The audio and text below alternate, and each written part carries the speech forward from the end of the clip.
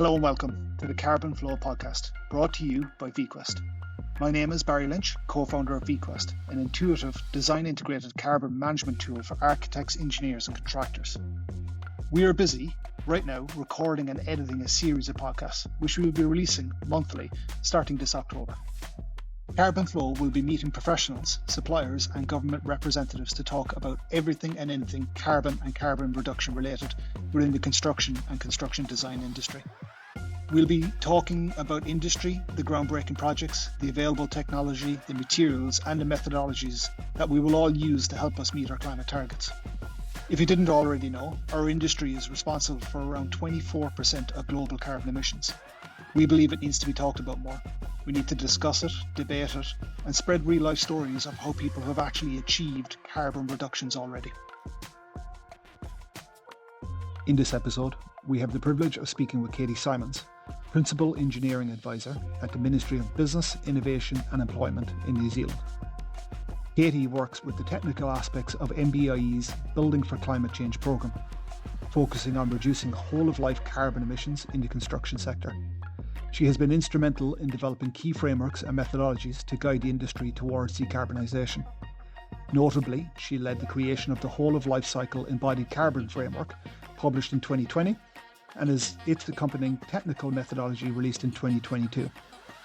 In our conversation, Katie discusses the direction of the New Zealand carbon policy and legislation, highlighting the resources being developed to support the construction industry's transition to low carbon practices. Tune in to gain a deeper understanding of the initiatives shaping the future of sustainable construction in New Zealand and beyond.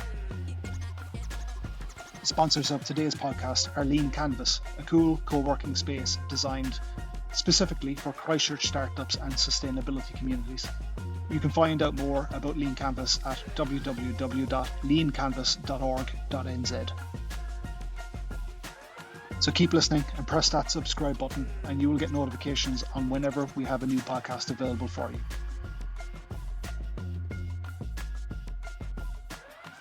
Hey everybody, it's Barry here from Carbon Flow Podcast and I'm here today with Katie Symons from MBIE.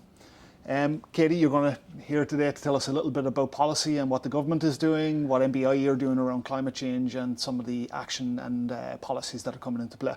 But before we do jump into that, maybe you might just give us a bit of background on, I guess, who you are, where you came from, how you ended up at MBIE, how you ended up in the climate change team. Sure. Yeah. Thanks, Barry. And, great to be here. Great initiative with this podcast. Yeah, really pleased to, share a bit about, MB's perspective. So, yeah, I've been at MB, actually last week was my 5-year anniversary. I've been there for 5 years now and my role is nattily titled Principal Advisor Engineering. So I am an engineer, a structural engineer actually by background. So as you might tell from the accent, I'm come from the UK. I've been in New Zealand for about 8 years. In the UK I was a practicing structural engineer, worked for a large consultancy and then a smaller consultancy designing buildings. Ever since I kind of graduated, I had this interest in low carbon, what we can do in the construction industry and as in my field as a structural engineer, how I could contribute to reducing emissions, which were 20 years ago was quite a big deal, and I was really lucky to be encouraged by some fantastic kind of mentors and leaders over there to kind of pursue this passion and developed a bit of expertise cool. in it over there, and kind of enabled as well by I designed quite a few timber and mass timber buildings. So back in the UK? Yeah, back in the UK, yeah. So that was, So that's over 8 years ago, you were already working on mass timber? Oh, yeah. Oh, like coming up to 20 years ago. Wow, okay. Yeah. So it would have been quite game-changing in the UK to have mass timber, or wouldn't have been used predominantly before? Yeah, back then it was, was lucky enough to be at a firm that was one of the kind of at the forefront of that technology. Yeah. And was it known at the time that it was low emissions or even stored carbon? I mean, yeah, definitely. Yeah, okay. We were. I think the kind of the aesthetic and the kind of idea of it being a renewable construction material was very much there. Although back then, when we were talking about kind of reducing your impact from materials in construction, the term was embodied energy. So we were thinking about embodied energy of construction materials, and it was interesting to kind of see how that's kind of morphed into embodied carbon. Yep. Although interesting, when I first turned up in New Zealand in 2017, and I said, right, so what are we doing about embodied carbon? And got a few kind of blank looks. I think you still get blank looks these days from some people in some directions. And it's fair enough. And I've always been based here in Christchurch in New Zealand, and when you come to a place like Christchurch and you see what happened post-earthquake, you can kind of see, okay, yeah, we've got kind of bigger fish to fry here. Like rebuilding an entire city is quite a challenge, although offered quite a big opportunity in terms of carbon as well. Starting again. Yeah, and being able to make better decisions this time around. Yeah, it's just having the right information to know you need to make better decisions. Absolutely. Yeah. So when I arrived here in New Zealand, I stayed in my sort of private sector consultancy role. Was working for a small consultancy here in Christchurch, mainly doing earthquake damage assessments. Moved to a larger consultancy. Was really kind of challenged by the whole seismic design. It's pretty complicated. I wondered, how designing buildings in the UK just looks like a piece of cake compared to designing them here. Those lateral loads are quite significantly larger. But this role came up at MB, Principal Advisor Engineering, and I've always had a bit of an interest in the kind of regulatory side and how where those kind of rules come from and who designs them. But you had no involvement whatsoever prior to it, so it must have been a baptism of fire going into a completely different setup. First ever role in the public sector, first ever role in government. So really, quite a lot to learn to start. I didn't really know what had hit me for the first year, but really interesting and really kind of challenging, and just the opportunity to make change in this role was so exciting, really. Yeah, it must have been quite unique or quite cool to be able to bring some real construction knowledge and some real experience in the market to what is basically a policy office. Yeah. So, I mean, it's interesting. Yeah, let's talk about that. So MB, people think of MB as, that massive ministry that employs 6,500 people. And when I started, it employed 3,500 people. So we've grown quite a bit. I would say we haven't grown in our branch, in the building building system performance branch, as we're known. When I started, we were about 100, 120 people. Now we're just under 100. We've gone through a restructure like many other government organisations this year. And of those kind of, just fewer than 100 people in our branch, most people do come from a kind of policy background. I'm in the team that's basically the kind of technical team where, we've got engineers, architects, building scientists, people who've also come from that frontline regulator, the building council roles. So that kind of technical side. We're actually fewer than 20 people in our team, so it's a bit of a difference in that. Like when you hear about MB and you think, oh yeah, there's this massive machine. Just the technical people looking after our building code and everything else in the building regulatory system is about 20 people. So okay, for such a big part of what drives our industry, that's a very small team to be creating policy and standards. Yeah, we've got our work cut out for us. I mean, we support the policy the policy teams, but that's kind of roughly the size of the kind of building sector kind of technical team in our branch. Yeah. So my role is, although I'm a structural engineer, I'm doing kind of sort of technical peer review of the work that goes on in our team. So, it could be anything from fire engineering, seismic engineering, geotechnical engineering. We've got all sorts of work going on in those spaces. But when I was quite fortunate, really, when I first started at MB back at sort of the end of 2019, I think that's right. This programme of work looking at climate change and what the building and construction sector could be doing to both reduce emissions and make our built environment more resilient to the impacts of climate change. Sure. That was really sort of the work was sort of picking up really. And I kind of turned up and I said, well, I know a bit about this thing, embodied carbon, and I kind of, sort of, I don't know everything about it, but I've got this kind of expertise and this kind of background, and quickly realised that there wasn't actually anyone else in the team that knew more than me about this thing. So I was like, oh, okay, right.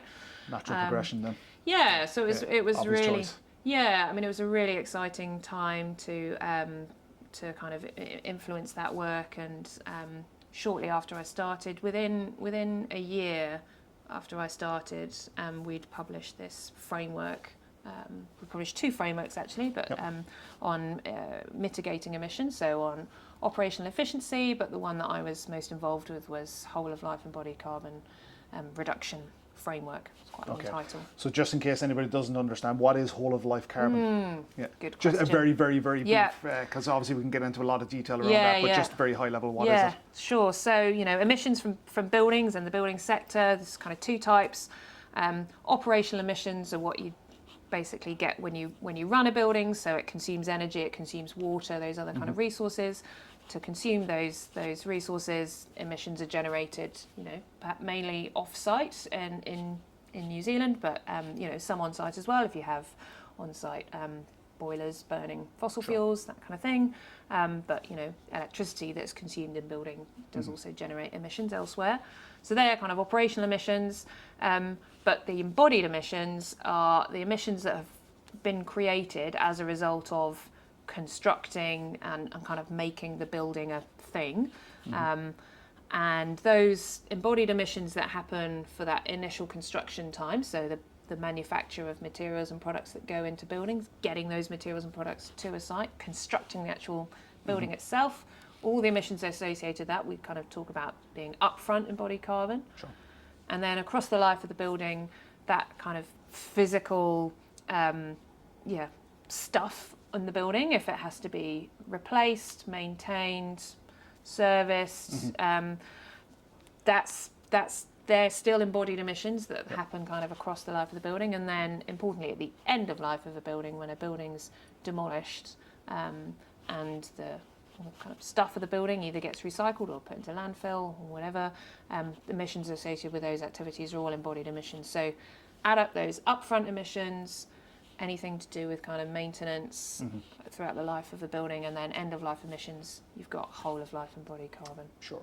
And what if those materials are coming from offshores, if they're coming from Europe or they're coming across from Australia? Is that captured in there as well? Yeah, definitely. Okay. Yeah. So it basically, the term is kind of cradle. For those upfront emissions, we talk about cradle to gate, and cradle's a bit of a weird term. Maybe it's kind of comes from the life cycle world. So we're applying a life cycle assessment or life cycle analysis approach. So a cradle approach is anything that cradle is anything that happens basically at the start, where something occurs naturally.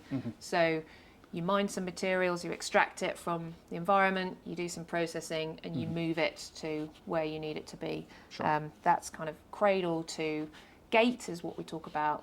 The gate of the factory gate where the thing is manufactured. Cradle to site includes that transport, like you're saying about moving it from where it's made to where it's going to be constructed. So regardless of whether it's made offshore or made in New Zealand, that's still captured. Yeah, definitely. And it's an interesting concept. New Zealand's obviously far away from everywhere. Those emissions could potentially be quite high, although actually shipping is generally quite efficient in terms of emissions per kind of ton kilometre. Compared to the likes of air freight, which would be very high emissions. Yeah. But generally kind of construction materials products, if they're shipped here, they could still be quite low, and so there can be this trade-offs if we're getting some materials that are made overseas that have a lower carbon footprint, that might not be offset by the transport to get here. Sure, yeah.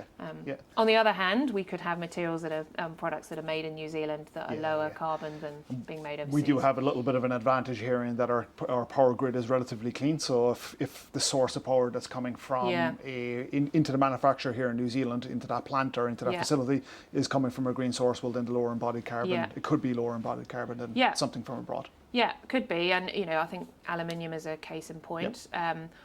It's really, I mean, thing is, you don't know unless you measure. Do the calculation. So it's So kind of the whole point of the framework actually that we published in 2020 was this idea about reporting emissions so that people get an understanding of where is the biggest bang for my buck if I want to reduce emissions. Is it in shipping something that's lower carbon from overseas, or actually is it in using a product that's made in New Zealand that is lower carbon? And the thing about the grid is also interesting. We're really lucky here to have a renewable grid, but other countries are catching up. It's true. Yep. The UK, I think recently at the COP29 summit, they kind of shot up the league tables of countries that are taking action in climate change, and they've don't burn coal anymore to generate electricity. It's incredible the changes they've made over the last few decades. Just even coming back from the US, we flew in over Nevada last week or the week before, and you could see the volume of solar panels they're putting up. And even in around the city, they had visual installations. So a cross between something that's visually nice to look at, as well as actually being a solar panel. So right throughout the city of Las Vegas. Yeah. And knowing I've got contacts as well in New York, and just the size of the solar developments that they're doing make what we're doing really, really small. So others are catching up really quickly. And we need to, it might not be long before we can say, New Zealand's got a clean power grid because other countries are catching up. No, it's I guess we need to keep performing and not just rest on what we've done already. Cool. So what's happening right now? We know that we had legislation that was coming in under the last government. Can you give me an update on what's happening, sure. what that was and how that might change? So the framework we published in 2020 put out this idea that as the building regulator, we need to start thinking about emissions from our sector. Embodied emissions, an area that not much focus has been any focus has been put on it in New Zealand, in the New Zealand regulatory system. And to be fair, that was true for many countries, I'd say most countries around the world back in 2020. So we put forward this idea that we should start thinking about it, and we consulted on the idea that in order to within the building consent system and that kind of regulatory system, there would be mandatory requirements to measure and report on your embodied carbon emissions, with a view to, in the future, imposing a limit or a cap on those emissions. We got a broad positive response to that consultation. People indicated that they were ready, although of course you've got to make sure, are we hearing from the entire sector when we're running a consultation like that? You're only hearing from the people who are replying. A few other things happened. That was in 2020. In 2022, we published a methodology, a technical methodology that kind of was really intended to be a kind of high level, kind of form the basis of a future means of compliance with a reporting requirement that might sit in our building code. So really it was kind of getting the technical stuff out there early. We knew that there were early adopters who were already doing this, and what they were finding is there was this sort of lack of consistency. Sure. Architects might be doing it one way, engineers might be doing it one way, QSs might be doing it another way, and making sort of different decisions about the scope of their assessments, what they're including, what they're counting, what life cycle stages, going back to that whole of life thing. So we wanted to put out this methodology both to improve the consistency of early adopters, but also to kind of help people who didn't know anything about embodied carbon and kind of have maybe heard this whisper of, it might come into the building code system, to kind of help them understand exactly what that would look like. And that was received pretty successfully. And I think one of the really great things about it is that people have taken that methodology and kind of built on it and added kind of detail on it, but have said, we've added this detail, but it's still kind of compliant with this methodology. We're being consistent. So the idea was that that's going to form the basis of a kind of regulatory requirement. Also in 2022, we published, the government published the first national emissions reduction plan, and that buildings and construction chapter in that plan had a lot of actions, including quite a few actions about embodied carbon. That was 2 years ago, and since then, of course, we've had an election and a change of government. Here we are in 2024, and earlier this year, the coalition government consulted on their second emissions reduction plan, which is to be published before the end of this year, and that signalled quite a different approach for this government compared to the last government. So it's less focused on regulatory changes, because in fact, of course, the focus of this government throughout kind of all sectors really is a kind of market-led approach to things. So less focus on regulatory mandatory changes, more focus on cutting red tape, reducing regulation where needed, and a market-led approach. So what that looks like for building and construction emissions reduction is looking at what the sector is doing already and encouraging that action, trying to kind of steer a course for consistency, so where everyone's kind of singing from the same hymn sheet in this way. Does that framework and consistency correlate with something happening internationally, or is it something that's independently created here in New Zealand? Really good point. I think another role for us in MB is to look at what is happening internationally and advise our minister on, things that are happening overseas, the global trends, and advising, what we need to do in order to not get left behind, as we were talking about earlier. And to be compatible, because a lot of property development tends to be international, so Absolutely. You'll have international investors needing to know what their compliance pathway is in New Zealand, and it somehow compares with what they're doing internationally. So, a lot of, we're a trade-based nation. When it comes to property and the big players that are operating internationally, a lot of them are already doing this, and we want to make sure that whatever we're doing in New Zealand is compatible. Then we're not creating a kind of more trade barriers, but also, looking at the jurisdictions, action in other jurisdictions. Since 2020, Australia is a really good case in point. I remember talking to Australians in 2020 about when we published this framework, and they said, "Oh wow, New Zealand, you're really far ahead of us. It's great. The initiatives is really great. We'd really like to emulate that." And sure enough, in Australia, they're doing pretty well at putting things in their national building code for embodied carbon. Certainly at the state level, introducing some mandatory requirements for reporting. So we're hearing definitely the global trend. New South Wales and Victoria are probably the first two states to bring in something across in Australia. But they're also looking, I think it was only last week, they made an announcement of releasing the carbon compliance reporting tool that's going to be used. Yes. So I'm not sure whether they've actually released the tool or not, but they are now moving in the direction of releasing that tool. I think through the Neighbours initiatives, that's right. They've done some really good things. So it's amazing that we're always seen as the little brother or little sister of Australia, that we were that far ahead of them, and they've now piggybacked on what we were doing and even gone a little bit further. Perhaps. It's also interesting to see what's happening in other jurisdictions. I do keep an eye on what's happening in the UK, because obviously that's where I've come from. The UK is quite similar to where we are now in that they've got a very motivated sector. So the kind of grassroots kind of, I always say activists, but they've got an incredibly active community of architects, engineers, practitioners who are working in this space and producing some really great kind of world-leading guidance. The Royal Institution of Chartered Surveyors, RICS, published their methodology, or standard, they call it, their whole life carbon standard. It's a really, comprehensive document. But at the moment, it's all still voluntary. So their regulatory system is also kind of taking the approach we are. Definitely moving in the direction of becoming compliant.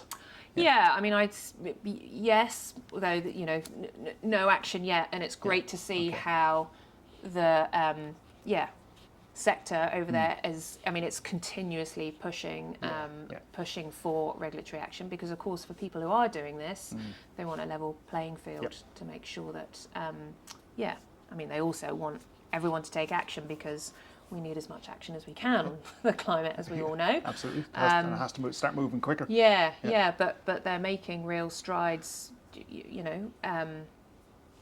outside the regulatory system, and improving what I like to call carbon literacy of the sector. So people are equipped with the tools, guidance to make their own decisions. It's a big part of it, just becoming aware of it, because we are speaking to architects and engineers and contractors out there of a certain level. They know and they understand what's coming, but you drop down a level or two and there's no awareness whatsoever. You know what I mean? It's they may have heard something in the pipeline, but they're really kind of just going, well, until we know a bit more, we're not really going to do anything. What's happening within MBIE right now and government, I guess, to support that or to try and push that forward?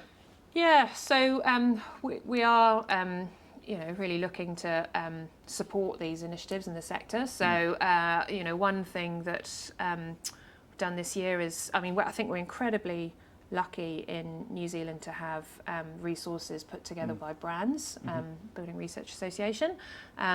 For decades now, they've been pretty active in this kind of carbon of emissions associated with They were body already emissions. looking and controlling documentation around materials, so it made sense for them to be looking at carbon emissions and carbon performance of those materials. Absolutely, and they have some really good New Zealand specific data, and they've put that kind of rigor and they've built up a scientific approach. They've put science behind the numbers there, which means there's a level of trust there and confidence in those numbers. And originally it started as a kind of research project. Decades ago, it's kind of morphed into this de facto kind of New Zealand source of truth for embodied carbon data for materials. But I think they recognise that with the growing interest in this, the kind of platform it was on, the effort required to kind of maintain that, to make sure it's current was getting a bit much, and kind of possibly out of their area as a research organisation. So earlier this year they partnered with the organisation called Construction Information Limited, which hosts the Master Spec platform. And they have they took it upon themselves. Their board said they're really interested in, or they want Master Spec as a platform to show leadership in this. Brands have signed an agreement with the owners of the Master Spec platform to kind of take the data that is currently hosted on Brands' website and kind of put it on a cloud-based system. Digitising the information, because as you were saying, it was too hard to access previously. So Master Spec are effectively solving that problem, giving it easier access for architects and engineers and contractors to actually get the information and then be able to use it as well. I think what's really important is two things. First of all, the ability to make it kind of compatible with BIM and all those kind of technical solutions. They'll have an API that basically you'll be able to just extract the data straight out and use it in your own platform. And then the other thing is a kind of a commitment to set up a system so that it will be regularly maintained and updated. So whenever a new data comes out, potentially in the form of an environmental product declaration for a product, it'll be kind of put onto this system. So we've always got something that's kept up making sure that it's live, because I think they have an expiry date of 5 years, is it? That's right. So just making sure that the database remains live and it remains the most relevant information at all times, and then the easy access is going to be that initiative alone is going to be make it so much easier for architects and engineers to just work with carbon data. Exactly. Awesome. It's we want people to be to have decisions all along the building construction process, make decisions that are informed by carbon. We're not going to be telling people to do one material, to choose one material over the other, but we just want to make sure that the information is out there and it's trusted and credible for people to make really good, well-informed decisions about carbon. I think that's it, is having access to good information so you can make good decisions as early as possible to have the bigger impact. So it's not always a case of sustainability is going to cost more. It's doing the investigation where you can identify that the carbon and cost, the most optimal product is being used to balance carbon and cost, so that you're getting a good outcome and meeting your project on budget, and as well as reducing your carbon emissions. Yeah, because I think there's, evidence out there to say that, there is this perception that, a lower carbon building is going to cost more. But, how do you know? Yeah. How do you know unless you're actually measuring what your carbon is? Yep. And actually, just the process of, thinking about carbon when you're making those decisions, there are win-wins out there that we absolutely. can find. But We've seen them ourselves, that there's win-wins. Yeah. If you're missed not opportunities to reduce carbon as well as reduce cost to your project. Yeah. They exist because we tend to replicate the same materials and methodologies over and over again because they worked last time. Yeah. Never ever actually realizing that there's efficiencies in both sustainability and cost to be got, but it just needs some investigation to actually find it. Yeah, absolutely. Yeah. So thinking about just thinking about carbon itself, that's when those win-wins kind of become obvious, and people can make those decisions and then learn from them. I mean, interestingly, that I think, we find that reporting of embodied carbon for a building, it will drive emission reductions, but not necessarily on the first building that you're reporting on. Quite often it's the subsequent buildings. Yep. Because you find, okay, right, I'm measuring my carbon here. I found, we've got to use this product because of an earlier decision that was made. That's a shame. If we'd known earlier, we would have made a different decision there. That would have enabled to perhaps use this product or use it in this way or something, and that would have saved emissions. Okay, it's not going to work on this building, but the next building, I can employ it there. So it's measuring and taking that knowledge through to the next one. Again, going back to that, what we learned previously and replicating it, but with better outcomes this time. That's awesome. That's awesome. So what kind of resources would you direct somebody straight to? What's the first thing, if they know nothing about carbon, what's the first document they should read? Well, there's quite a plethora out there, isn't there? And I think, that is something that, we're considering. Is it our role within MB to kind of, to produce this guidance? Possibly not, but maybe, curate it or kind of steer people towards the right places. I mean, there's the data side, I'd say brands and the forthcoming platform that CIL MasterSpec are delivering is a good one. I mean, for fun, we've got resources on our websites that point towards good, really great industry initiatives. Awesome. The New Zealand Green Building Council is a really great organisation that's been pushing for action in this space for a long time.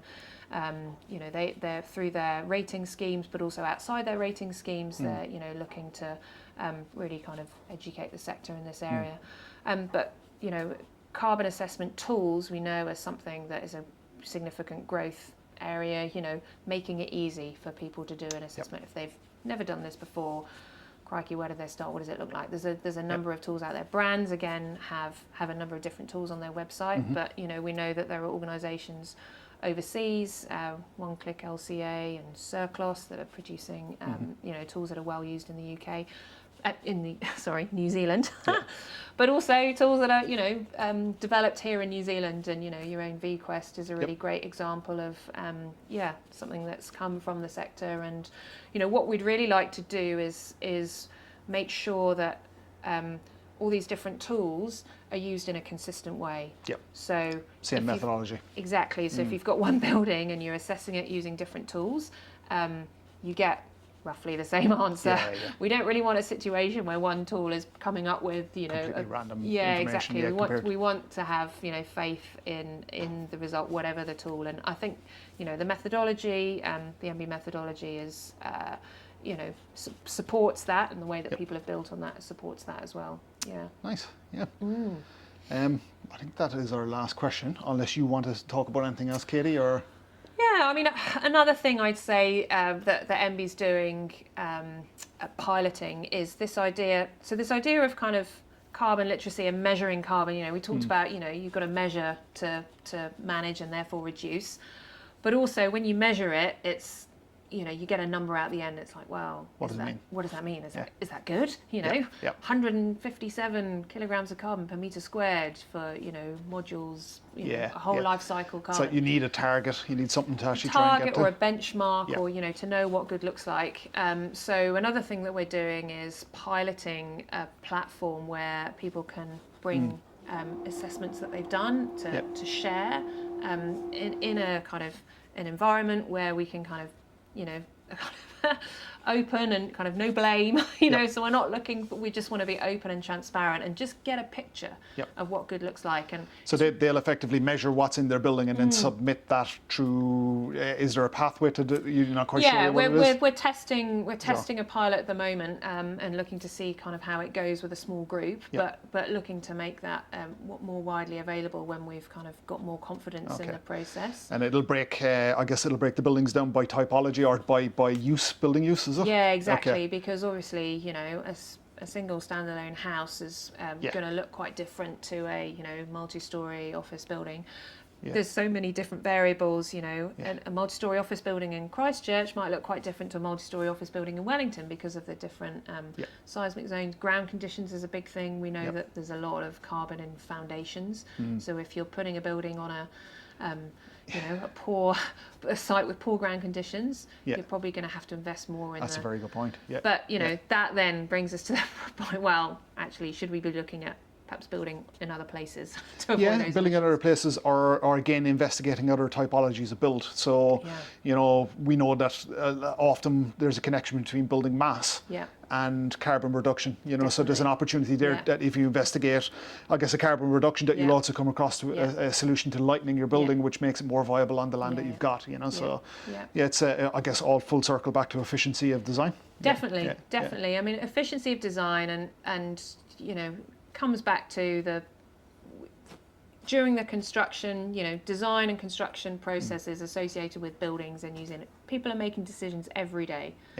And just making those, knowing where you can put a carbon lens over some of those decisions and come up with a win-win. That's what we're trying to achieve. So in the short term or in the short medium term, we're going to have benchmarks that will tell us that, you know, a school classroom should have so many kgs of carbon per square metre of floor area. Likewise for an apartment block or for a warehouse or for a fire station, it could just I mean that, you know, that's the ideal. That's the ideal. I mean, actually, you know, Ministry of Education has already done some really great work on this. They've kind of got a little target, a good target for their school developments at the moment. So we're really pleased to kind of champion that and support them with that. And we'd like to do it for other buildings as well. So. Nice, that's awesome. Well, Katie, unless there's anything else you want to bring up, thanks very much for coming in today, and really appreciate your time. We'll let you get back to work. Thanks very much for the opportunity to be here. Cheers. You're welcome. Thanks. Okay.